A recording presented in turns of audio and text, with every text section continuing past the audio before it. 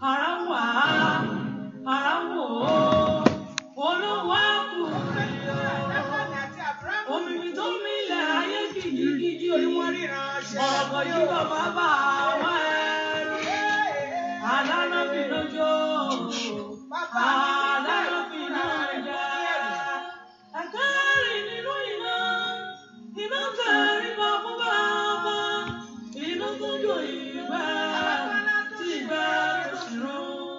Kẹ̀kẹ́ iná tó gbé Èlíjà lọ sí ọ̀run.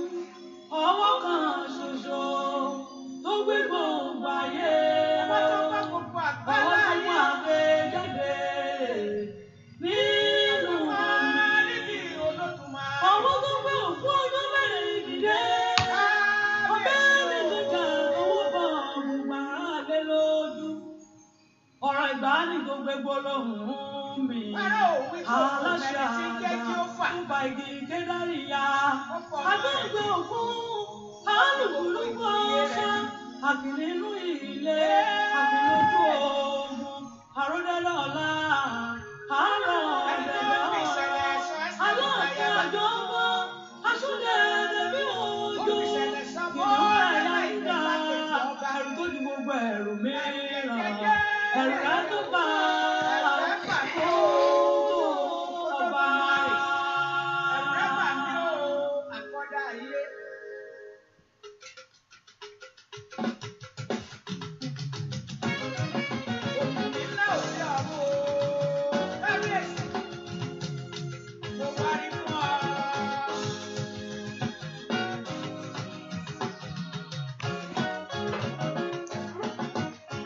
Kálá lè fi wé nínú ọba. Kálá lè fi wé nínú ọba. Ta ló lè ṣàkàwé ológo jùlọ? Èmi ò rí àkàwé Jésù nínú ayé. Àkàwé rẹ̀ ò sí lọ́rùn tó tó ọba.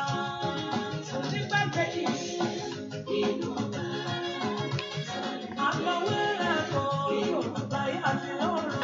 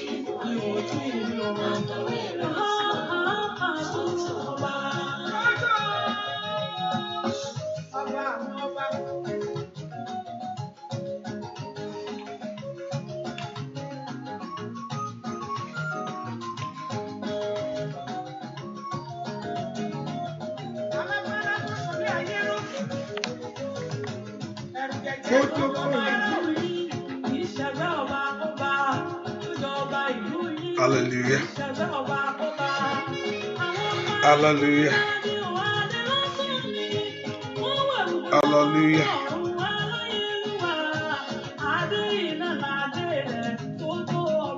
Hallelujah. Ẹ jẹ́ á gbàdúrà. Orúkọ Jésù. Orúkọ Jésù. Orúkọ ńlá Jésù. Ẹlẹ́mọ̀ Ísírẹ́lì ìwọ la fi yìn lógo ní ìrọ̀lẹ́ yìí. A gbé ọ̀gá fún oore ọ̀fẹ́ tó dájú. A gbé ọ̀gá fún ọwọ́ àánú agbára ìwọ Jésù lórí ayé wa. A yìn ọ́ fún ohun tí ìwọ Ọlọ́run ń ṣe. A yìn ọ́ fọwọ́ agbára ìwọ Ọlọ́run alààyè. A yìn ọ́ fún oore ọ̀fẹ́ tó dájú. A yìn ọ́ fún ìpamọ́. A yìn ọ́ fún ohun gbogbo. ẹni máa Ísírẹ́lì lórúkọ Jésù Olúwa gbọ́ ọpẹ́ wa. Ọwọ́ tó pọ̀ nípa àti agbára, ọwọ́ tó ní gbogbo agbára lọ́wọ́, wọ́n la fi gbogbo ògo ìfún, gbogbo ọlá yìí, gbogbo ẹwà yìí, ìwọ la gbéga, ìwọ la yìn lógo.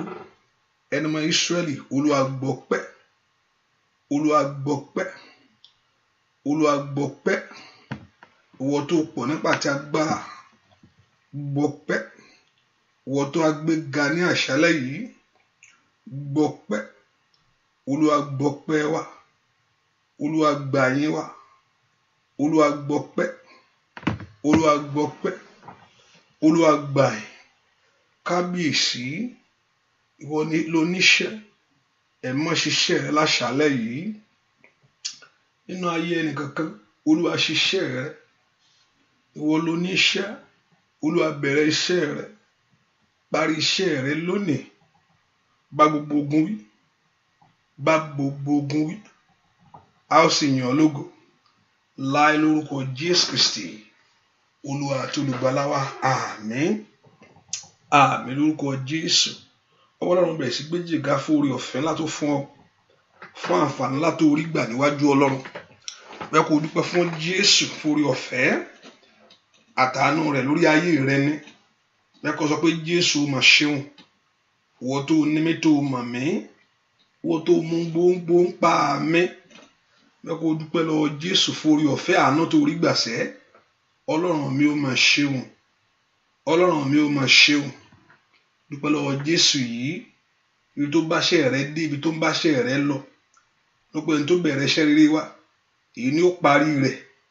Ọba tó bẹ̀rẹ̀ iṣẹ́ rere, èyí ni ó parí rẹ̀.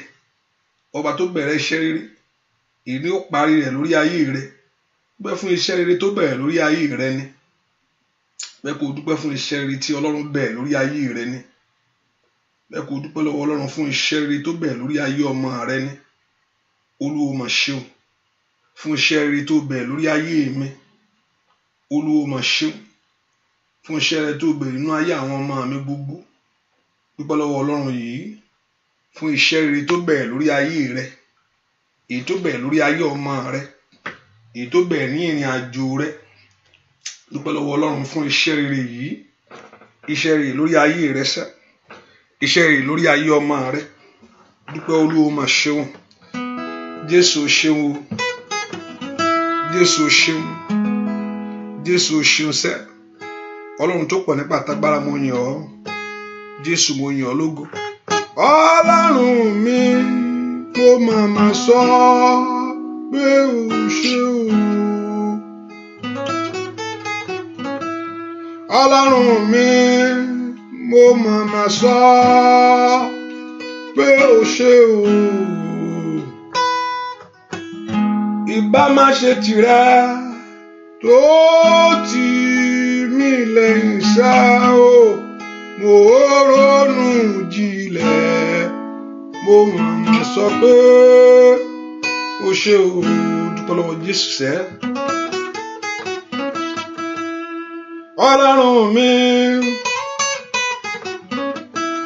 ó màmá sọ pé o ṣé. Facebook, YouTube is not working. YouTube is not connecting. Is it? I think the YouTube is live. I think those on YouTube, you can say amen. Let me see. I think the YouTube is on YouTube. Ọlọ́run mi mo màmá sọ pé o ṣé o. Ìbá má ṣe tìrẹ ó tì mí lẹ́yìn ṣá. Mo ronú ilẹ̀, mo màmá sọ pé o ṣé o. Óyá óyá. Ọlọ́run mi mo màmá sọ pé o ṣé. Ọlọ́run mi mo màmá sọ pé o ṣé o. Ìbá má ṣe tìrẹ ó tì mí lẹ́yìn. Mo ronú jinlẹ̀, mo màmá sọ pé o ṣé o. Óyá óyá. Ọwọ́ rẹ dà. Óyá óyá. Ijó rẹ dà. Óyá óyá. Ọkọ̀ ọpẹ́ rẹ dà níwájú Olúwa. Ronú jinlẹ̀ oore tó ṣe lórí ayé rẹ. Ronú jinlẹ̀ oore lórí ọmọ rẹ.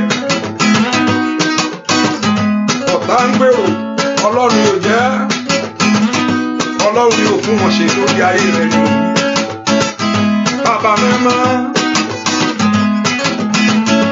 Ọlọ́run mi, mo máa sọ pé ó ṣe dádì, ó ṣe ẹ̀mí mímọ́, ó ṣe alágbára, ó ṣe onífẹ̀ẹ́ jù lọ.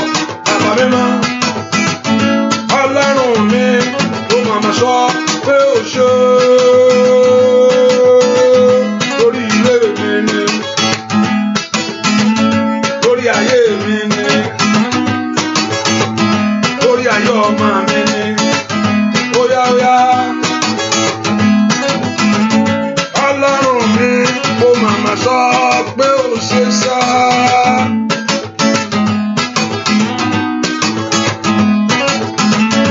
Ọlọ́run mi, mo máa sọ pé ó ṣe o Jésù, ó ṣe nígbà gbogbo, ó ṣe lọ́jọ́ gbogbo. Bàbá mi mọ́, Ọlọ́run mi, mo máa sọ pé ó ṣe.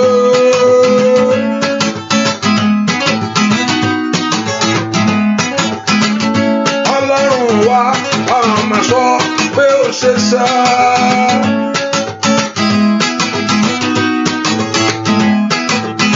Ìbá má ṣe tìra ó ti wà lẹ́yìn. Mo ronú ìpìlẹ̀, mo máa sọ pé ó ṣe o. Óyá óyá, mo ronú ìpìlẹ̀, mo máa sọ pé ó yá sọ fún. Mo ronú ìpìlẹ̀, mo máa. Óyá sọ fún Olódùmarè. Mo ronú ìpìlẹ̀, mo máa sọ pé ó ṣe o. Bàbá, mo ronú ìpìlẹ̀, mo máa sọ. Óyá óyá óyá óyá óyá óyá, mo ronú ìpìlẹ̀. Ọlọ́run tó mú ọ jáde. Mo ronú ìpìlẹ̀, mo máa sọ pé ó ṣe o. Óyá óyá, mo ronú ìpìlẹ̀, mo máa sọ. Óyá dúpẹ́ lọ́wọ́ rẹ̀ sẹ́. Mo ronú ìpìlẹ̀, mo máa sọ pé ó ṣe o. Lórí ayé mi, ó ṣe lórí ọmọ mi, ó ṣe lórí aya rẹ, ó ṣe. Mo ronú ìpìlẹ̀, mo máa sọ pé ó ṣe o. Óyá kábíyèsí ọba gbogbo ayé, ọba ṣẹ́gun, kábíyèsí ọba gbogbo ayé, ọba ṣẹ́gun, kábíyèsí bàbá ọba gbogbo ayé. Lórí ayé mi o, Ọlọ́run ṣẹ́gun, kábíyèsí ọba gbogbo ayé. Olódùmarè, ọba ẹ̀ṣẹ́, kábíyèsí bàbá ọba gbogbo ayé. Óyá Olódùmarè, ọba ẹ̀ṣẹ́, kábíyèsí ọba gbogbo ayé. Ó ṣé Olódùmarè ńlá, ọba ẹ̀ṣẹ́, kábíyèsí ọba gbogbo ayé. Ọlọ́run mi, ọba ṣẹ́gun lórí ayé mi o, ọba gbogbo ayé. Ọba mi ni ọba ṣẹ́gun, kábíyèsí ọba gbogbo ayé. Olódùmarè ńlá, ọba ṣẹ́gun.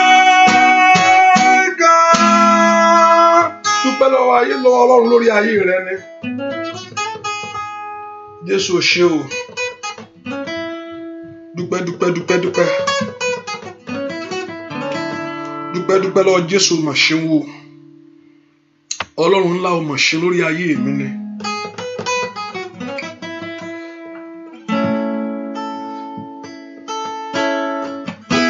Dúpẹ́ lọ́wọ́ Jésù.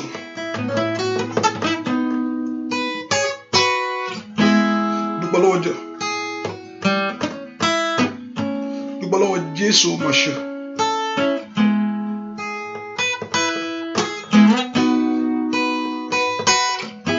Dúpẹ́ lọ́wọ́ Jésù mà ṣe. Mo yọ̀ Jésù mo máa dúpẹ́ o. Mo yọ̀ Jésù ló ṣoore fún mi o. Ìdí tó fi ń yọ̀ tó fi wà láàyè náà. Mo yọ̀ Jésù mo máa dúpẹ́ o. Mo yọ̀ Jésù ló ṣoore fún mi o. Mo yọ̀ Jésù mo máa dúpẹ́ o. Mo yọ̀ Jésù ló ṣoore fún mi o.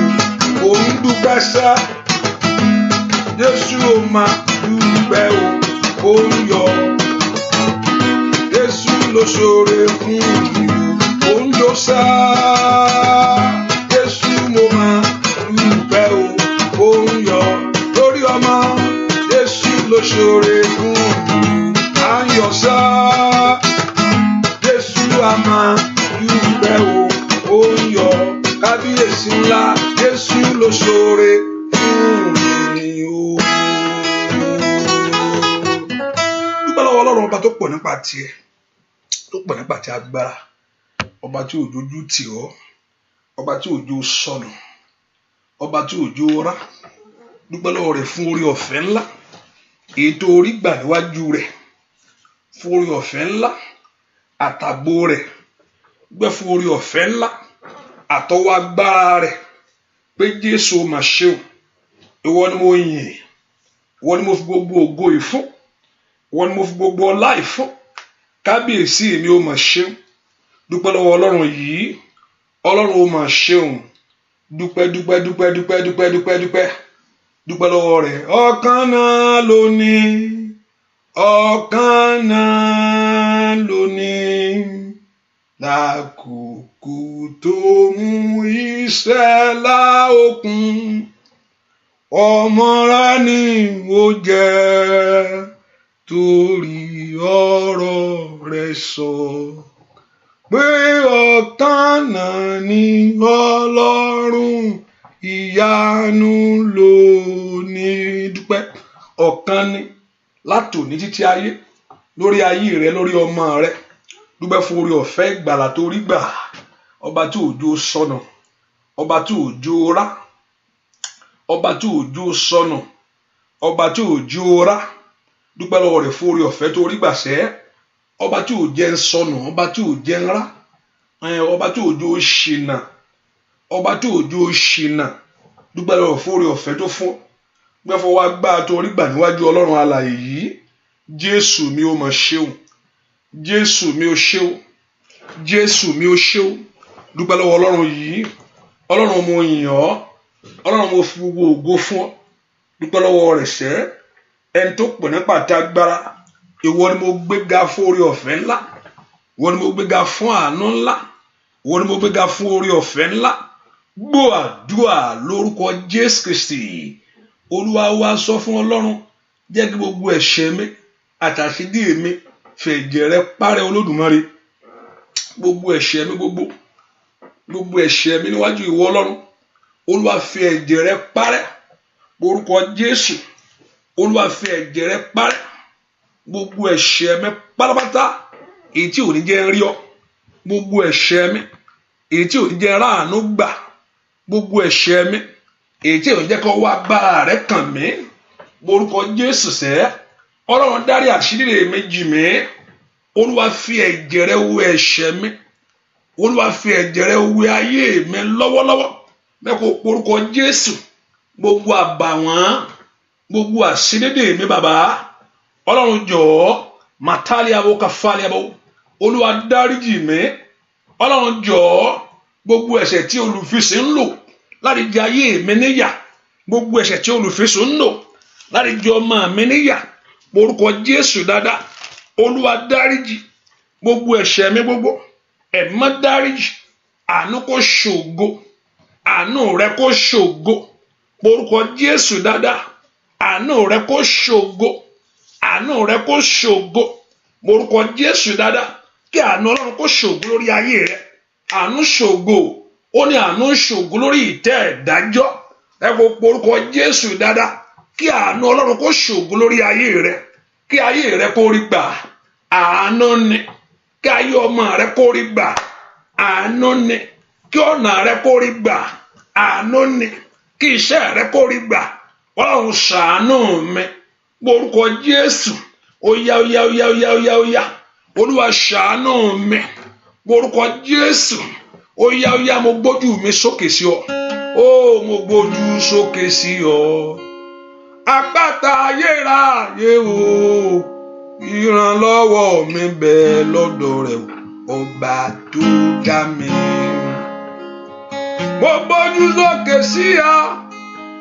Àpáta ayérayé o, ìrànlọ́wọ́ mi bẹ lọ́dọ̀ rẹ o. Óyá o, mo gbójú sókè sí ọ. Àpáta ayérayé o, ìrànlọ́wọ́ mi bẹ lọ́dọ̀ rẹ o, ọba tó dá mi. Mo gbójú sókè sí ọ. Àpáta ayérayé o, ìrànlọ́wọ́ mi bẹ lọ́dọ̀ rẹ o. Óyá sí ya. Àpáta ayérayé o, ìrànlọ́wọ́ mi bẹ lọ́dọ̀ rẹ o, ọba tó dá mi. Óyá, wá ràn mí lọ́wọ́, wá ràn ayé mi lọ́wọ́. Olódùmarè gbéṣẹ́ rẹ dìde.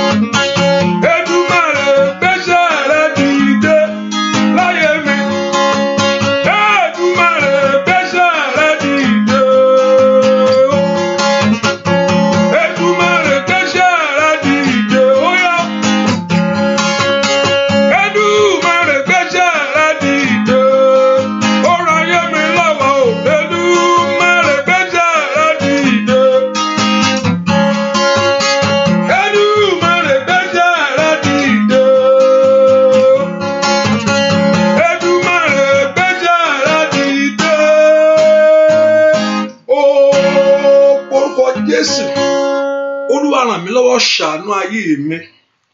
Àánú ni mo ń kojú gbà tó kò sí àkókò tó lò ń bẹ̀. Ọ̀pọ̀lọpọ̀ kò tẹ̀ tí ìlú àkókò kankan ọ̀nà ó ti ṣí fún wọn. Ẹlòmíràn sì ti wà ń bẹ̀ fọjọ́ pípẹ́ yóò máa dúró de ọ̀nà. Ẹ porúkọ Jésù. Olúwa ràn mí lọ́wọ́. Olúwa ràn ayé mi lọ́wọ́. Ayé mi ìjórí àánú gbà. Ayé mi ìjórí àánú gbà. Orúkọ Jésù kó ran ayé rẹ lọ́wọ́. Olúwa ran ayé mi lọ́wọ́. Olúwa ran iṣẹ́ mi lọ́wọ́. Olúwa ran ọ̀nà mi lọ́wọ́. Orúkọ Jésù dáadáa kó ràn lọ́wọ́. Ẹni máa Ísírẹ́lì ràn mí lọ́wọ́. Jẹ́ rí àánú ńlá rẹ gbà. Ọwọ́ àánú kó ka ayé mi. Ọwọ́ oore ọ̀fẹ́ kó dájú fún mi. Orúkọ Jésù dáadáa. Ìwọ ayé mi gba àánú rẹ lónìí. Àánú kó wá ayé mi rí o. Olúwa ṣàánú mi. Ọlọ́run gbàdúrà. Olúwa ṣàánú mi. Olúwa ṣàánú ayé mi. Ó bá pè é, mo ní Bátílómẹ́wù, ó mọ̀ pé Ọlọ́run fún àánú rẹ̀, fún àánú fún ayé rẹ̀ sẹ́. Ayé ni kò gbẹnu sọ́hùn. Ayé ni ṣọ́tọ̀ọ̀pù. Orúkọ Jésù sẹ́. Ọlọ́run ṣàánú mi sẹ́. Àánú jó wá mi rí. Àánú Ọlọ́run kó ṣògo lórí ọ̀rọ̀ mi. Ẹ gbàdúrà. Wọ́n ní kó béèrè àánú lọ́wọ́ Ọlọ́run kó má bàa pẹ́nu ìyà. Orúkọ Jésù sẹ́. Kí n má bàa jìyà gbé. Ó màkàlíà ó kàfàlíà. Ọlọ́run ṣàánú mi. àánú ni, àánú rẹ mo béèrè fún, àánú rẹ mo kanlẹ̀kùn fún. Olúwa ṣàánú mi, má wo tẹ̀ṣẹ̀ mi, má wo tẹ̀ṣẹ̀ ìran mi, má wo tẹ̀ṣẹ̀ bàbá, má wo tẹ̀ṣẹ̀ ọmọ. Ọlọ́run lanu kó porúkọ Jésù dáadáa kí Ọlọ́run kó ṣàánú ayé rẹ ni. Olúwa jẹ́ n rí àánú ńlá gbà, Olúwa jẹ́ n rí àánú ńlá gbà, Olúwa jẹ́ n rí àánú ńlá rẹ gbà. Ọwọ́ àánú kó kàn mí, ọwọ́ àánú kó wá mi rí. Olúwa ṣàánú fún mi, Olúwa ṣàánú fún mi. Ẹ porúkọ Jésù dáadáa, ó yá ó yá ó yá ó yá. Porúkọ yẹn kó ṣàánú fún ọ. Màtálì àbọ̀ káfà oró sàtáyàbọ̀. Nínú àdúrà yìí, porúkọ Jésù sẹ́, ó yá kó ṣàánú fún mi. Olúwa ṣàánú fún mi. Ó yá porúkọ Jésù kọ́lọ́run kó ṣàánú fún ọ. Ọlọ́run ṣàánú ayé mi. Olúwa ṣàánú fún mi sẹ́. Ọlọ́run béèrè fún àánú. Porúkọ Jésù dáadáa, k'Olúwa kó ṣàánú fún ọ. Gbọ́ àdúrà lórúkọ Jésù Kristi. Olúwa wá fún mi lọ́rọ̀ sọ o bàbá, fún mi lọ́rọ̀ sọ sẹ́. Fún mi lọ́rọ̀ sọ bàbá, fún mi lọ́rọ̀ sọ sẹ́. Ọlọ́run bàbá, Ọlọ́run ọmọ o, Ọlọ́run ẹ̀mí mímọ́ o, fún mi. Ó yá fún mi lọ́rọ̀ sọ bàbá, fún mi lọ́rọ̀ sọ sẹ́. Fún mi lọ́rọ̀ sọ bàbá, fún mi lọ́rọ̀ sọ sẹ́.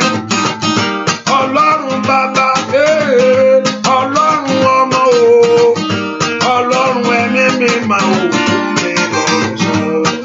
Nínú ọdún 2019, Jẹ́rìí sọ pé èmi náà lọ́mọ láyé. Jẹ́rìí sọ ìwé ìgbé mi ó bọ́ ṣiṣẹ́. Jẹ́rìí sọ pé èmi náà níṣẹ́ rere láyé. Jẹ́rìí sọ pé rówó náà kò rọ́nà gbàgbà. Jẹ́rìí sọ tọmọtọmọ ayataya. Fún mi lọ́rọ̀ sọ bàbá, fún mi lọ́rọ̀ sọ sẹ́. Fún mi lọ́rọ̀ sọ bàbá, fún mi lọ́rọ̀ sọ sẹ́. Ọlọ́run bàbá, Ọlọ́run ọmọ o, Ọlọ́run ẹ̀mí mímọ́ o. Ó yá fún mi lọ́rọ̀ sọ bàbá, fún mi lọ́rọ̀ sọ sẹ́. Fún mi lọ́rọ̀ sọ bàbá, fún mi lọ́rọ̀ sọ sẹ́. Ọlọ́run bàbá, Ọlọ́run ọmọ o, Ọlọ́run ẹ̀mí mímọ́ o, lórí ayé mi ni. Ọlọ́run ẹ̀mí mímọ́ fún mi. Ó yá korúkọ rẹ̀ sẹ́. Ọlọ́run ẹ̀mí mímọ́ fún mi. Ó ní kó gbàdúrà. Ọlọ́run ẹ̀mí mímọ́ fún mi. Má jayé béèrè kọ́lọ́run mi dà. Ọlọ́run ẹ̀mí mímọ́ fún mi. Ó yá mú ìyàwó lórí ayé mi. Ọlọ́run ẹ̀mí mímọ́ fún mi. Lọ lórí iṣẹ́ mi ni. Ọlọ́run ẹ̀mí mímọ́ fún mi. Ó yá lórúkọ yóò. Lórí ayé mi níṣẹ́. Ọlọ́run ẹ̀mí mímọ́ fún mi. Ó yá kó fún ọsọ tọmọtọmọ láyé. Ọlọ́run ẹ̀mí mímọ́ fún mi. Má jẹ́ ìjìyà fún Olódùmarè. Ọlọ́run ẹ̀mí mímọ́, má jayé yọ̀ mí. Bàbá mi máa ń Ọlọ́run ẹ̀mí mímọ́. Ayaba kàtáyàbá, ó yá Ọlọ́run ẹ̀mí mímọ́. Lórúkọ Jésù.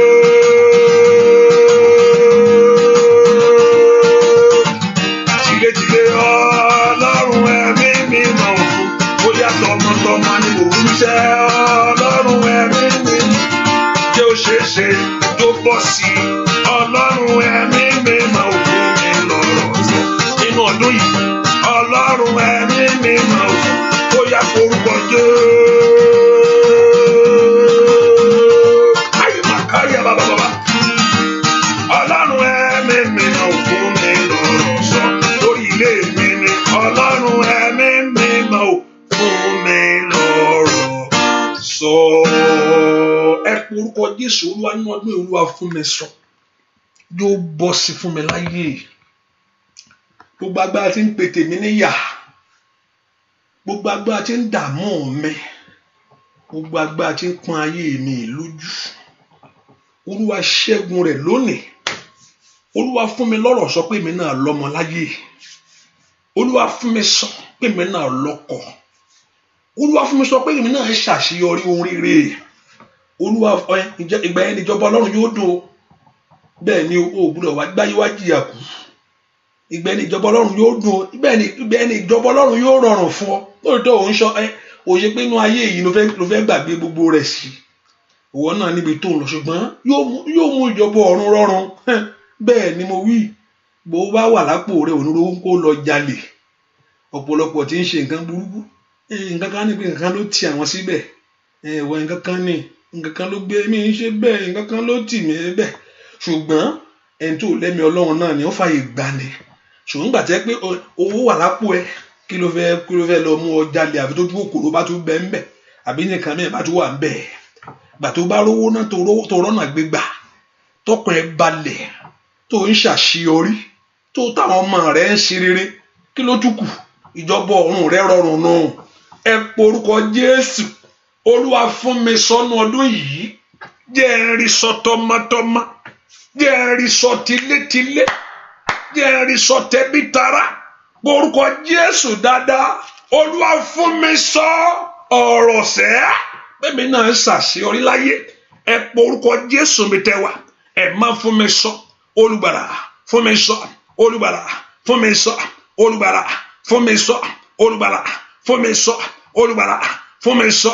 Porúkọ Jésù jẹ́ lẹ́nu ọ̀rọ̀. Ẹnu mi jó gbọ̀rọ̀. Ọwọ́ mi jó tókè. Àní porúkọ Jésù dáadáa. Ẹnu mi jó gbọ̀rọ̀. Ọwọ́ mi jó tókè. Porúkọ Jésù dáadáa. Ẹnu mi jó gbọ̀rọ̀. Ọwọ́ mi jó tókè. Ọmọlọ́run lánà kó gbàdúrà. Ẹnu mi jó gbọ̀rọ̀. Ọwọ́ mi jó tókè. Porúkọ Jésù. Gbogbo agbá tí ń gé ọwọ́ rẹ kúrú ní orúkọ Jésù. Gbogbo agbá tí ò fẹ́ kó orí sọ. Gbogbo agbá tí ò fẹ́ kí n lẹ́nu ọpẹ́ ní orúkọ Jésù. Gbogbo agbá tí ò fẹ́ kí n lẹ́nu ìyìn. Adínilọ́wọ́ ènìyàn. Abatẹnijẹ́. Adínilọ́wọ́ ní orúkọ Jésù. Èyí tí ò fẹ́ jẹ́ rí sọ́nù ọdún yìí. Èyí tí ò fẹ́ kí n lẹ́nu ọpẹ́ ní orúkọ Jésù. Wo agbára náà. Agbára dúró tẹni ní orúkọ Jésù. Oya. Ai, Masaida. Wali kari power saida. Wali kari power secretaria. Gbọ́ àdúà lórúkọ Jésù Kristi. Olúwa wa ohun méjì fẹ́ kó gbàdúà. Mo fẹ́ kí nǹkan yìí bá ṣe bẹ̀rẹ̀ àdúrà mo wò ó ọ̀ọ̀nì crocodile ọ̀ọ̀nì ó lanú lẹ̀ ìkíní ọ̀ọ̀nì ó lanú rẹ̀ lẹ̀ kó ló wá gbá lẹ́nu ìkíní nu gbogbo ẹni tó ṣe ọ̀ọ̀nì kò ń ṣe nǹkan gidi ó lanú rẹ̀ lẹ̀ Olúwa gbá ní ẹnu páńpẹ́ òkùnkùn fún ayé rẹ tí ọ̀tá bá dẹ Olúwa bàjẹ́ ìkíní nìyẹn. Ìkejì ló kó sọ fún Ọlọ́run Olúwa bà ìmọ̀ òkùnkùn jẹ́ ìmọ̀ òkùnkùn fún ayé mi o Olúwa yí dànù. Ọlọ́run gbogbo páńpẹ́ ọ̀tá gbogbo agbára tó lanú lẹ̀ fún ayé mi fún ibi gbogbo èèyàn tó ní wọn fẹ́ gbé ọṣán lẹ̀ ni gbogbo èèyàn tó nígbà wọn dúró tì ọ́ kó o fòkó o bá gbàdúrà jù bẹ́ẹ̀ lọ pé òun tan ara rẹ ni exercise ló ń ṣe àyàbá ó ṣàtàyàbá gbogbo ìmọ̀ òkùnkùn gbogbo ìṣúdẹ̀dẹ̀ òkùnkùn gbogbo àbá òkùnkùn fún ayé mi ẹ̀yin ogun ọ̀run bá ń yí dànù Olúwa pa wọ́n lẹ́nu mọ́ lónìí ní orúkọ Jésù. Olúwa bá wọn lẹ́nu o bàbá ṣáfọ́ wọn jù wọ́n lẹ̀ mọ́ ọ̀tá tí ń halẹ̀ mọ́ mi bá mi mú so Olúwa bá ń gbá wọn lẹ́nu Olúwa ṣe wọ́n mọ́ṣẹ́ gbogbo agbára tí ń halẹ̀ mọ́ ayé mi gbogbo èèyàn kà tí ń dúnkokò mọ́ ọ ó yá Olúwa gbá wọn lẹ́nu Olúwa tẹ̀ wọ́n lẹ́nu bá Olúwa tẹ̀ wọ́n rì gbogbo páńpẹ́ ọ̀tá gbogbo agbára tó lanú lẹ̀ fún ayé mi gbogbo ìka ènìyàn fún ayé mi sẹ́ Olúwa ṣe wọ́n mọ́ṣẹ́ ẹ porúkọ Jésù. Olúwa ṣe ọ̀tá mi mọ́ṣẹ́ jẹ́ n fi ọ̀tá mi ṣàtẹ̀gùn porúkọ Jésù dáadáa mi tó wà Olúwa ṣe ọ̀tá mi mọ́ṣẹ́ Olúwa jẹ́ n fi ọ̀tá mi ṣàtẹ̀gùn gbogbo èèyàn kà tó dó tì mí gbogbo páńpẹ́ òkùnkùn fún ayé mi gbogbo páńpẹ́ ẹni ibi fún ayé mi ẹ porúkọ Jésù mi tó wà sẹ́ gbogbo páńpẹ́ ọ̀tá lórí ọmọ gbogbo páńpẹ́ ọ̀tá lórí aya gbogbo páńpẹ́ ọ̀tá fún ìrìn àjò ayé mi, gbogbo agbára tó ń ṣiṣẹ́ ṣẹ́ni tiẹ̀ o, gbogbo èèyàn kà tó sọ pé ṣiṣẹ́ ṣẹ́ni tiẹ̀ pé kò ní rèrè ẹ̀bẹ̀, ẹ pe orúkọ Jésù.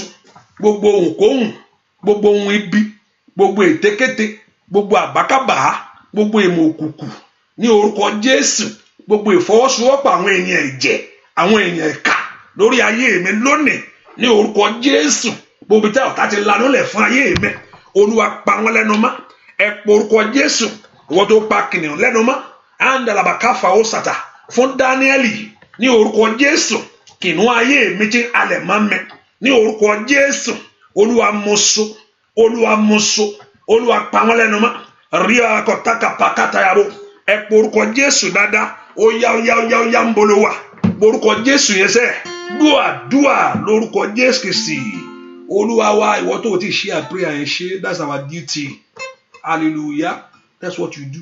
Your duty my duty is to be here. Your duty is to announce. So let's just know our duty now. My duty is to be here. Your duty is to share. Opolopo, sometimes I watch many of you. I monitor you. I look at your page. Hallelujah. Yes, I monitor you. Hallelujah. I look at your page. Opolopo, you just like, not share. I don't say you should share on your page, but you can send to your friend. Your page is for your selfie. It's okay, I understand that. But at least you can send it as a message to somebody. So bí àdúrà ló lè mú yàn bọ́ láyé. Ohun tó lè mú yàn bọ́ ní kéèyàn fọ ọ̀rọ̀ ẹ̀ lọ lọ́rùn. Èmi ò rí bí yẹn ṣe lè bọ́ láyé o. Bí yẹn ṣe lè bọ́ láyé nìyẹn. Tó bá bẹ́ kẹ́ni ẹ bọ́ kó bá Ọlọ́run sọ̀rọ̀ ni. Kó wí tiẹ̀ fún Ọlọ́run. Èmi gbàgbọ́ pé kéèyàn wí tiẹ̀ fún Ọlọ́run ló dá. Kó wí tiẹ̀ fún Ọlọ́run kó fẹ́nu ara rẹ̀ sọ. Ọlọ́run fẹ́ gbọ́. Sometimes God, I told you, many of you, sometimes you are going, Ọlọ́run fẹ́ build there spiritually ni. That's why you are going through what you are going through. Pé kí pásítọ̀ gbàdúrà fún ẹnì kankan o. Ọlọ́run kan fẹ́ sọ̀rọ̀ gan di alágbára. Kó lè gbé lọ ibi tó kó lè gbádùn ibi tó mú ọ láyé. Ọ̀pọ̀lọpọ̀ Ọlọ́run fẹ́ sọ ọ́ di alágbára báyìí. So nínú àdúrà ẹni ó fi di alágbára. Ó nígbà tí wọ́n bá di alágbára tán, ó ní okun rẹ̀ yóò jà á. So ọ̀gán láti di alágbára tán kí ogun yẹn yóò wá ṣẹ́. Bẹ́ẹ̀ ni. Jẹ́ ń gbélé gbọ́ o Jésù, jẹ́ ń gbélé gbọ́.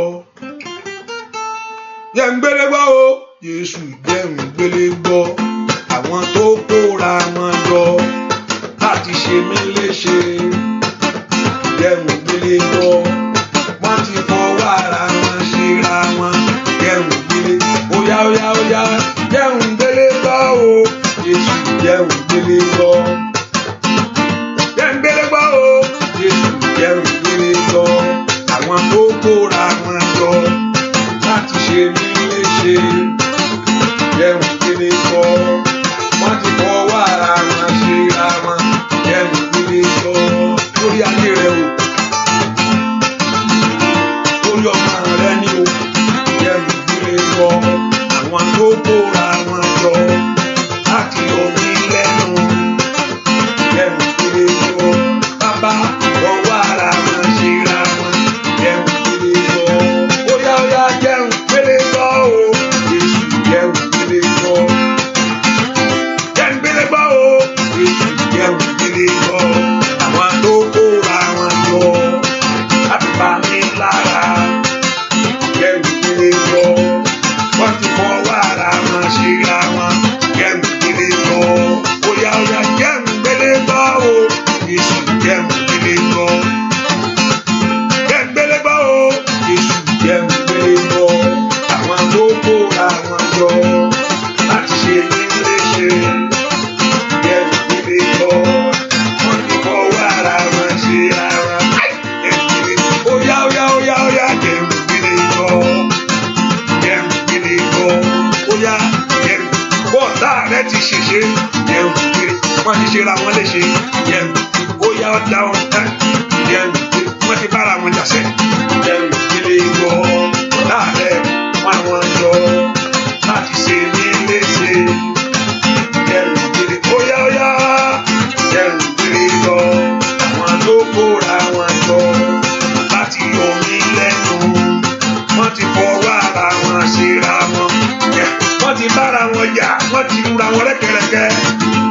bọ́ọ̀dì mọ́rí ara wọn óyá kẹrù nílé gbọ́ àwọn tó kóra wọn jọ láti pa mí lára kẹrù nílé gbọ́ wọ́n ti fọwọ́ ara wọn ṣe óyá kẹrù ọba tó ṣọ̀tá ẹ̀sìkáyà sèmàkẹ́rù kẹrù nílé gbọ́ àwọn tó kóra wọn jọ láti yọ mí lẹ́nu kẹrù nílé gbọ́ wọ́n ti fọwọ́ ara wọn ṣera wọn kẹrù nílé gbọ́ tó kóra wọn jọ kẹrù nílé gbọ́ wọ́n ti fọwọ́ ara wọn ṣera wọn. Orúkọ Jésù mi tó wà Olúwa dà mọ́ wọn rú Olúwa tú wọn ká yánnayànna gbogbo èèyàn tó lanú lẹ̀ fún ìṣubú ayé mi gbogbo èèyàn tó gbé àwọn ń dúró dì ẹ filẹ̀ kò ní lọ gbogbo àwọn tó ti bá ilẹ̀ múlẹ̀ gbogbo àwọn tó ti pa ọ̀pọ̀ gbogbo àwọn tó ti fọ ara wọn tó ti fi ara wọn jì fún ayé rẹ sí pé àwọn ò ní gbà fún ọ pé kò fò kò nìṣó ẹ porúkọ Jésù Olúwa jẹ́ ń délé gbọ́ bó ti fọwọ́ ara ṣera wọn lónìí Olúwa jẹ́ ń délé gbọ́ ìjà ńlá jó bẹ́lẹ̀ láàrin wọn ẹ mọ́ tú wọn ká Olúwa dèdè wọn rú ẹ porúkọ Jésù ẹnìkan gbòǹgbò ogun lórí ayé rẹ Olúwa fà gbòǹgbò mò ń wò yìí gbòǹgbò ogun Olúwa fà tú sọ fún Ọlọ́run mi tó wà yẹn sẹ́ sọ́dà dùà orúkọ Olúwa tú wọn ká gbòǹgbò ogun Olúwa fà tú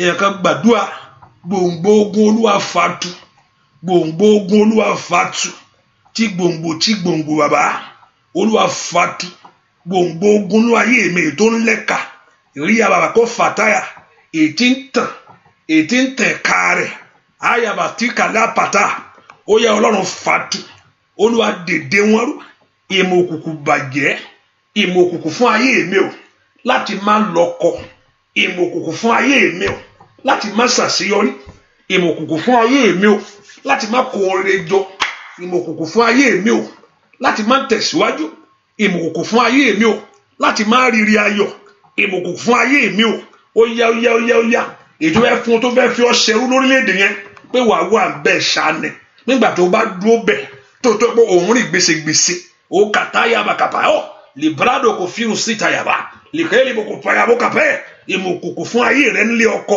pé ó wà bẹ́ẹ̀ ni lílù ni àlùbámẹ́ni ó yá Ọlọ́run bàjẹ́ orúkọ Jésù mi tó wà sẹ́ ìmọ̀ òkùnkùn fún ayé àwọn ọmọ mi pé kí n má jẹ wọn mọ́ ẹ orúkọ Jésù Olúwa bàjẹ́ Olúwa yí ìmọ̀ òkùnkùn dànù ó yá sọ́dọ̀fọ́ Olúwa yí ìmọ̀ òkùnkùn dànù fún ìrìn àjò ayé mi dúà lórúkọ Jésù Kristi Olúwa wá mo ní ọkàn èèyàn Bíbélì pé ọkàn èèyàn burú jáì ta ló lè mọ̀ ọkàn èèyàn ó burú èèyàn burú ọ̀pọ̀lọpọ̀ wọn tiẹ̀ tí wọ́n ní ọ̀pọ̀lọpọ̀ míì they don't consider anything àwọn ò tiẹ̀ kíá kó bàjẹ́ ni gbogbo wọn ò bá àrùn ìwúlò kan gbogbo wọn ò bá àrùn pápátá wọ́n mọtí lé lórí ni wọ́n jò pẹ̀lú ẹ̀rọ tilé náà ti pa wọ́n tún mọtí bí tí ọkàn yẹn burú sínú ọkàn yẹn burú jáì lọ́pọ̀lọpọ̀ ẹ pé èèyàn ò bá wà ń bẹ̀ fógún ọdún tó ń dààmú lórí nǹkan yẹn ẹ wò Olúwa sì ń jọ́ọ̀gì ni ó ń jọ́ọ̀gì ni ó kò tí ì bẹ̀rẹ̀ eré ò tí ì bẹ̀rẹ̀ ó ń jọ́ọ̀gì lọ́wọ́ ni jọ́gíjọ́gí ó ń jọ́ọ̀gì ni kò tí eré ò tí ì sáré bí tí ọkàn yẹn burú jáì nìyẹn kò sí àánú kò sí ìdáríjì wọ́n sọ pé ibi tí wọ́n náà rẹ̀ ti wá nù má tan ara rẹ̀ Nàìjíríà ló ti wá o ọba àbíẹ́lú èbó Nàìjíríà ló ti wá o ọba àgbé pálí dání àmà Amẹ́ríkà kíní kan ò mẹ́rí lọ́dọ̀ rẹ o ibi tó ti ṣàn jáde yàtọ̀ ìpìlẹ̀ rẹ yàtọ̀ àní mo sọ pé ẹnìkan gbòǹgbò mò ń wò yìí ibi tó ti wá yàtọ̀ ogó bá wà ń bẹ̀ lọ́gbọ̀n ọdún ẹni tó ṣe ń lé ọ ẹni tá bẹ̀ lọ́wọ́ nítorí ayé rẹ lónìí lórúkọ Jésù ó yá kó padà ó yá pọ̀ orúkọ Jésù Olúwa fa ìmọ̀ta tu lórí ayé mi sẹ́ gbogbo agbára tó lanúlẹ̀ fún ìṣubú mi, gbogbo èèyàn kà tó lanúlẹ̀ fún ìdáwọ́dúró ayé mi, gbogbo agbára tí ò fẹ́ gbà fún mi, gbogbo agbára tí ò fẹ́ kí ire rọrùn fún mi, every power working against my life, every power saying no to my progress, every power devouring my blessing, every power saying no to my success, gbogbo agbára tí ò fẹ́ fa ìgbà àṣeyọrí mi, gbogbo agbára tí tó ń bínú orí rẹ, tó ń bínú ayọ̀ rẹ, tó ń bínú ìṣeré rẹ, ẹni tó lóun ò ní gbà fún ọ, ẹni tó ní pé àní ìyá ni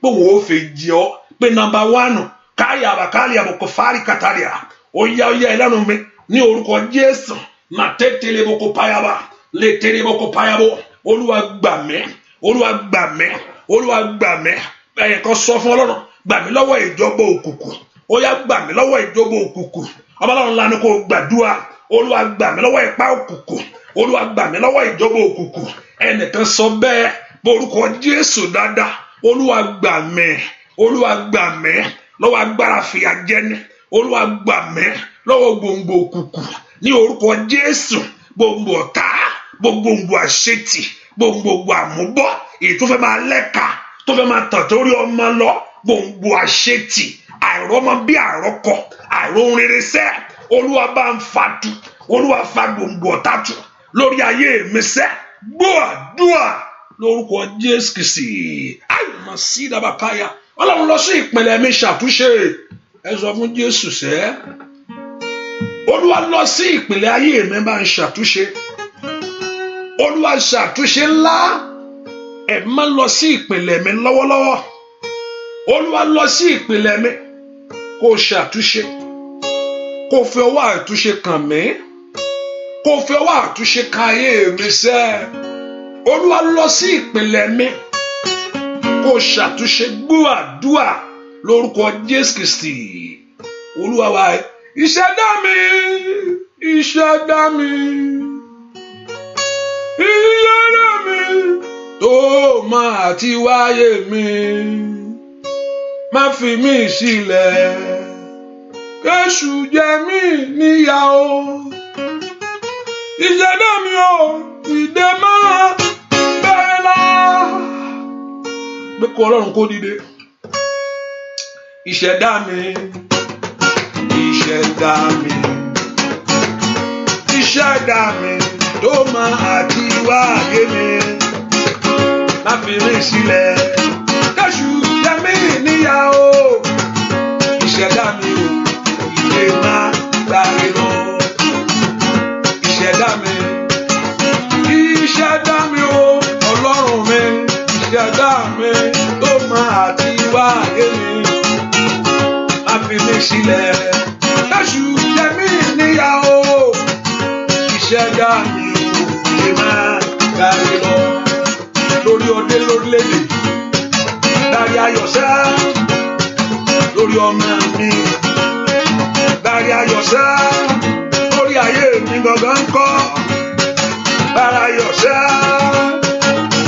ìṣẹ̀dá mi o, ìṣẹ̀dá mi, ìṣẹ̀dá mi tó máa ti wáyé mi o, má fi mí sílẹ̀, kéṣù jẹ mí níyà o, ìṣẹ̀dá mi nìkan dárí lọ, bóyá ìṣẹ̀dá mi, ìṣẹ̀dá mi, ìṣẹ̀dá mi ló máa ti wáyé mi o, má fi mí sílẹ̀, kéṣù jẹ mí níyà o, ìṣẹ̀dá mi nìkan dárí lọ, kiri àṣeyọrí, bóyá yá.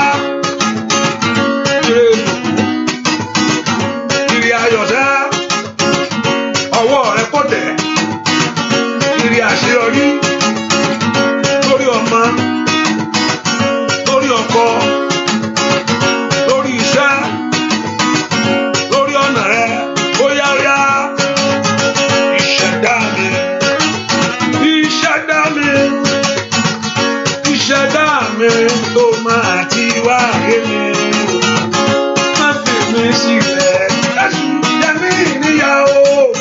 ìṣẹ̀dá mi ò, ìdè máa gbàre lọ. fẹ́ kó gbàdúrà kí ìṣẹ̀dá rẹ kó dìde. Ẹni tó ní mí dìde fún ìrànlọ́wọ́ ayé mi. Fẹ́ kó tún Olúwa bá ń já gbogbo èdè tí ń bẹ lára mi. Ọmọ ekere mò ń wò yìí. Ọmọ ekere, ṣùgbọ́n tí mo wá lára ọmọ ekere yẹn ní ilẹ̀kẹ̀ tó máa ń so mọ́dì. Hallelujah. Ọmọ ekere ni, ọmọ ekere lè ọmọ ekere mò ń wò, ṣùgbọ́n ilẹ̀kẹ̀ wà ní rẹ̀. Ọmọ ekere ni. Ohun táyé so mọ́ mi lára o, kò bá jẹ́ kékeré wọn ti gbé sí ọ lára. Ohun tí mò ń sọ yìí ó lè má jẹ́ ohun tẹ̀mí nìkan, pé I'm talking about in the street alone. Ohun tó o ti fara kórí ni mò ń sọ fún ẹni. Má fi mí sílẹ̀ o, kẹ́sù jẹ mí níyà o, ìṣẹ̀dá mi o, dìde máa gbáre lọ.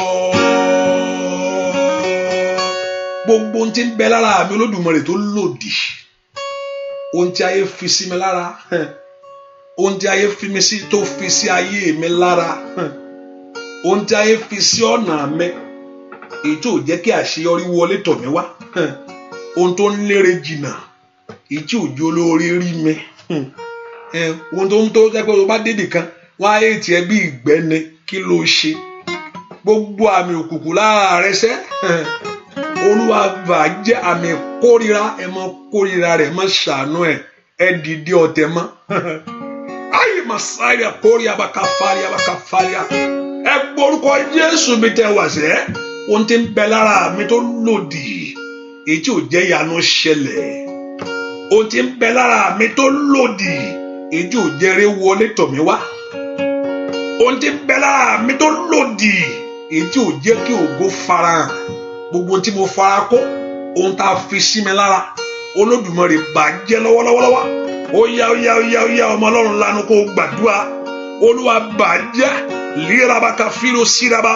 Ó yá ẹ̀mí mímọ́ rapatokoto lakatayaba. Dúà lórúkọ Jésù Kristi Olúwa wa. Bàbá mímọ́ gbàṣọ ìyà lára mi o, aṣọ ìyà mélèé bá aṣọ ìyà kó a máa ó yá lórúkọ Jésù. Aṣọ ìyà mélèé bá aṣọ ìyà kóra mọ́, aṣọ ìyà bàbá mi má gbàṣọ òṣì lọ́rùn mi o, aṣọ òṣì mélèé bá aṣọ òṣì kóra mọ́, aṣọ òṣì ó yá lórí ọmọ sẹ́. Aṣọ ìyà mélèé bá aṣọ ìyà kóra mọ́, aṣọ ó yá lórúkọ Jésù. Aṣọ ìyà mélèé bá aṣọ ìyà kóra mọ́, ó yá lórúkọ Jésù. Àbí àbàkàyà. Aṣọ ìyà mélèé bá aṣọ ìyà kóra mọ́, aṣọ ìyà bàbá mi má gbàṣọ òṣì láyé mi ò wá. Aṣọ òṣì bàbá mélèé bá aṣọ òṣì kóra mọ́, aṣọ òṣì lórí ọmọ rẹ ni mo wíṣẹ́. Aṣọ òṣì mélèé bá aṣọ òṣì kóra mọ́, aṣọ àṣetì lórí ọ̀rọ̀ mi Olódùmarè gbóná. Aṣọ ìyà mélèé bá aṣọ ìyà kóra mọ́. Ó bá fẹ́nu ara rẹ̀ kọsẹ́, ó yá lórúkọ Jésù. Aṣọ ìyà mélèé bá aṣọ ìyà kóra mọ́, aṣọ ìyà bàbá mi má gbàṣọ òṣì lọ́rùn mi, aṣọ òṣì mélèé bá aṣọ òṣì kóra mọ́, aṣọ òṣì aṣọ òṣì láyé mi, aṣọ òṣì mélèé bá aṣọ òṣì kóra, aṣọ àìní, aṣọ òṣì, aṣọ gbèsè lórúkọ Jésù. Aṣọ ìyà mélèé bá aṣọ ìyà kóra mọ́, aṣọ ìyà Ọlọ́run ẹ lórúkọ Jésù. Aṣọ ìyà mélèé bá aṣọ ìyà kóra mọ́, lórúkọ Jésù. Aṣọ ìyà mélèé bá aṣọ ìyà kóra, ó yá lórúkọ Jésù mo wí sẹ́.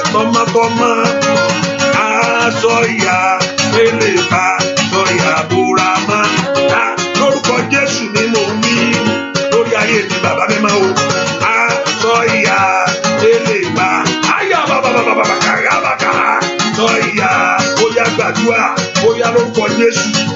Aṣọ ìyà lè bá ìrántìrán lórúkọ Jésù.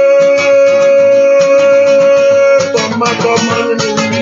Aṣọ ìyà lè Olódùmarè ó sún mi sẹ́.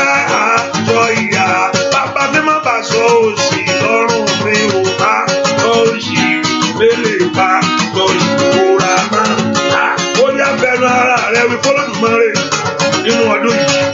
Aṣọ òṣì lè bá lórí ìkóra máa. Aṣọ òṣì bàbá mi má bá aṣọ ìyà lọ́rùn mi ò.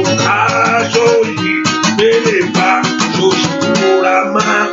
Aṣọ òṣì. Orúkọ Jésù, Olúwa yọ mí nínú ìyà yìí.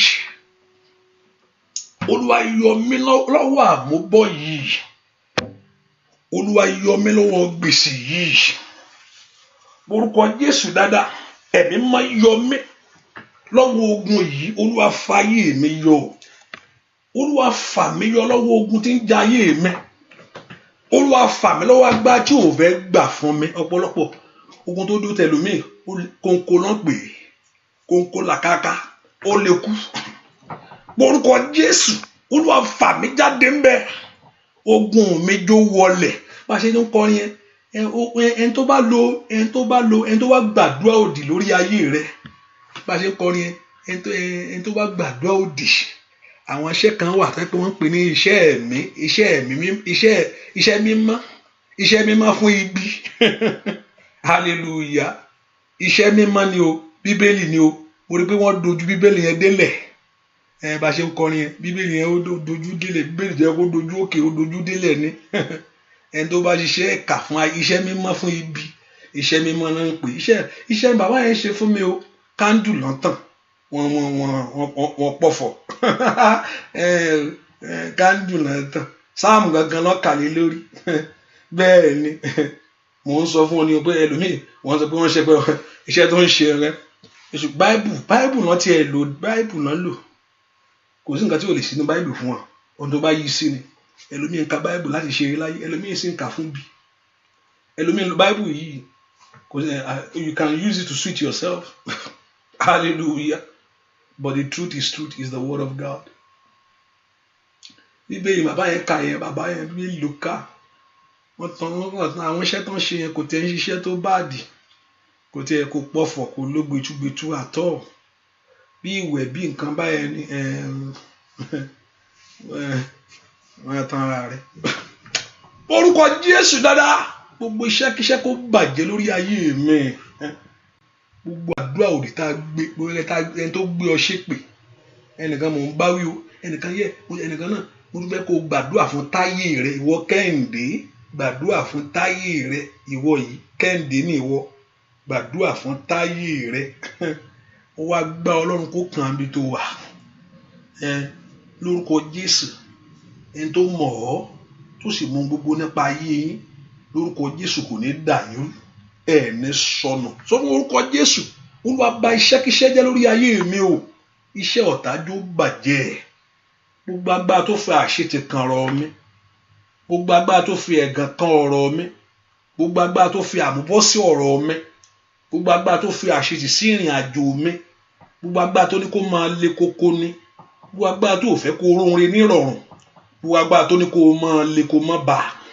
Gbogbo agbára tó ní kó máa ṣiṣẹ́ kó má lérè. Ẹ pe orúkọ Jésù. Gbogbo agbára tó ní kó máa nira. Olúwa bà mọ́ òkùnkùn jẹ́ lórí ayé mi. Ṣebí kó bàjẹ́ mo fi ọ̀rọ̀ mi lọ̀ ọ́. Ṣebí kó bá mi sọ́dọ̀ fún ni mo sátọ̀ wá. Ṣebí kó gbà mí mo ṣe képe ọ́. Ẹ pe orúkọ Jésù. Ẹ̀yin ogun ọ̀run. Ẹ má dákẹ́. Liparo satayabo. The Lord God of heaven to arise in the name of Jesus. Kí Ọlọ́run kó dìde. Kó dìde kó gbé ọ níjà. Kí Ọlọ́run kó dìde kó gbé ayé rẹ níjà. Kí Ọlọ́run kó dìde kó gbé iṣẹ́ rẹ níjà. Kí Ọlọ́run kó dìde kó ran ayé ọmọ rẹ lọ́wọ́. Ẹ pe orúkọ Jésù. Kójú má bàa tì mí ni mo ṣáà ṣe fọ̀rọ̀ ayé mi lọ. Òkè ayé má bàa rọ́lọ̀ sọ lórí ọ̀rọ̀ mi. Mo ṣáà ké pè ọ́ bàbá. Ó ní kí n ké pè ọ́ ní ìwọ Ọlọ́run ó dáhùn. Olúwa Ọlọ́run fún wọn lágbára àmín. Ẹ po orúkọ Jésù. Oya oya oya oya oya. Litatalaba kaparo satabo. Lipero sikelebo kapayaba. Labredo ko shikelebo. Matokerebo kafalebo sadaba. Lipero sotolekelebo kaba. Oya oya oya oya majosuo. Litaleba kafela katayabo. Oya oya oya oya dua lórúkọ Jésù Kristi. Olúwa wá ẹnìkan gbàdúà. Tí n bá ní ẹnìkan gbàdúà mò ń sọ̀rọ̀ ni. Olúwa gbà tí ń lé mi kájú padà. Ẹni tí ń lé ayé mi láre kó padà. Bẹ́ẹ̀ kó porúkọ Jésù ẹni tí ń lé ọ. Ẹni tí ń lé ọ. Ẹni tí ń lé ọ. Ẹni tí ń fi kùmọ̀ lé ọ. Olúwa jó padà. Ọ̀tá mi jó dojú kọra wọn. Ẹni tí ń lé ayé mi jó padà. Ẹni tí ń lé mi jó padà. Fáráò lé àwọn ọmọ Ísírẹ́lì ṣùgbọ́n Ọlọ́run pa wọ́n run. Ó lé wọn títí ó tún lé wọn dé òkun ṣùgbọ́n Ọlọ́run orun kẹ̀kẹ́ ogun rẹ̀ orun yányán. Ẹ porúkọ Jésù. Ẹni tí ń lé mi, the one that is pursuing you. If you don't understand, let me know if you are there. And those people on showers of blessing, say amen. I don't see that thing is moving. If you're on showers of blessing, say that amen. I think also the radio line is working. Akoko Ayomi also, you can download Akoko Ayomi also. The radio line also is working. You can use that anytime I'm on Yoruba line. You can use Akoko Ayomi anytime in Yoruba that I'm speaking Yoruba because it's Yoruba's channel. So you can also listen to the prayer through that Akoko Ayomi app like Akoko Ayomi. You can download the Akoko Ayomi app itself. Apart from showers of blessing, you can download the Akoko Ayomi. Very soon I'm going to update it. I know you are using the old prayer to pray, but anytime I'm on live, also the Akoko Ayomi also radio line is on. Akoko Ayomi radio. You can do it on Apple. You can download it on Apple. Also on the other one, the Android, and also if you use BlackBerry. No, is it BlackBerry? Am I right? Is it? Yeah, BlackBerry phone. Also, you can do that on BlackBerry Word or something like that. You can download that app itself, so you can listen to the past prayer. There is a past prayer there that is 24 hours prayer going on all the time. But anytime I'm live, also you can listen through that Akoko Ayomi radio. Apart from showers of blessing, the showers of blessing, so you can download both app on your phone. So anytime you can just listen to it and pray.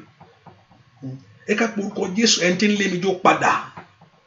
Ẹni tí ń lé ayé mi jó padà. Bó ṣe ṣe Fáráò lọ́ṣẹ́ tó parun ní òkun pupa. Olúwa bá mi ṣe wọ́n lọ́ṣẹ́. Tọ́lọ́ máa gbé nǹkan lé wọn lọ́wọ́. Ó jù ọ́ lẹ̀. Ẹni tí ń lé mi, the one that is pursuing you. Ẹni tí ń lé ayé mi jó padà. Ẹni tí ń lé mi tọmọtọmọ tí mo sá fún títí tó tún ń lé mi. Ẹni tó fìlú lẹ̀ fún tó lóun ò ní lọ. Ẹni tó lé ọkọ ò lé ọkọ tó ṣe ń lé ọ. Mo ń bẹ́ nìkan wí o. Ó yá ẹni tó lé ọ ń lé ọkọ tó ṣe ń lé ọ. Ó lé ọkọ ò lé ọkọ ó ṣe ń lé ọ. Kò fi ọ́ lẹ̀. Ẹ porúkọ Jésù yóò padà. Ẹ porúkọ Jésù ẹnìkan mò ń bá wí yẹn. Ẹni tó lé ọ tó ṣe ń lé ọ yóò padà. Olúwa bá ń ṣe mọ́ṣẹ́. Olúwa bá ń tẹrí ẹ̀ bá. Líparo sakayaba. Lébrado kàfíró sáyà. Ní orúkọ Jésù èèyàn ẹ̀jẹ̀ èèyàn mi. Ètí ń gbógun tì mí. Ẹnìkan sọ́dà dùà bó ṣe ń sọ yẹn. Èèyàn ẹ̀jẹ̀ èèyàn mi èèyàn tèmi. Ètí ń gbógun tì mí. Ètí ń lé mi. Olúwa ṣe mọ́ṣẹ́. Ó yá pé orúkọ Jésù dáadáa. Ènìyàn ẹ̀ka ètí ń gbógun tì mí. Ẹ pé orúkọ Jésù. Ó yá ọmọ Ọlọ́run lánàá kó gbàdúrà. Ènìyàn ẹ̀ka ètí ń dó ti ayé mi. Ètí ń gbógun ti ìrìn àjò mi. Olúwa ṣe wọ́n mọ́ṣẹ́.